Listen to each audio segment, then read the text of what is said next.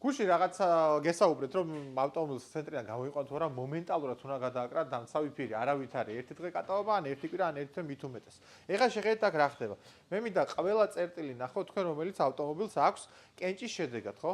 მიუხედავად იმისა, რომ მანქანა 4 და წესით ყველა დარტყმა ბამპერს უნდა აეღო თავის თავს, აი ნახეთ აქ დააკვირდით რა ხდება. ეხლა ერთი კენჭი ორ ადგილზე არის ამოტეხილი. მიუხედავად იმისა, რომ მანქანა 4 და კაპოტზე ნაკლები კენჭი უნდა მოხდეს, მაინც დაიკენჭა. და ამასთან პლუს კიდე ხო უდიდეს პრობლემა ეს, კაი ძრავი ხა ჭუჭყანი იყო, მაგაზე პრობლემა არ არის, გავწმინდავთ, მაგრამ კიდე რამიდან რომ ნახოთ, შეხედეთ. ძრავის გაწმენდა კი არ არის პრობლემა. პრობლემა არის ის, რომ ადამიანებს იციან, რომ დამცავი ფირი უნდა გადააკრან, მაგრამ ხშირ შემთხვევაში უნდათ რომ ცოტა ხანი იკატაღონ, რა ვიცი, მოისრულონ, გული იჯერონ და მერე მოვიდნენ. ამ შემთხვევაში უკვე პრობლემა იქნება, რომ ნაკენჭარები უამრავი რაოდენობით მანქანას ექნება უკვე და პლუს კიდე როცა ძრავი არის ჭუჭყიანი და ჩვენ გვიწევს დამცავი ფირის გადაკრა, ამ კიდეებიდან დამცავ ფირში ჩადის ჭუჭყი. მერე უნდა შევცვალოთ და უშუალოდ დეტალი. ან კიდე გაგირეცხოთ ძრავი.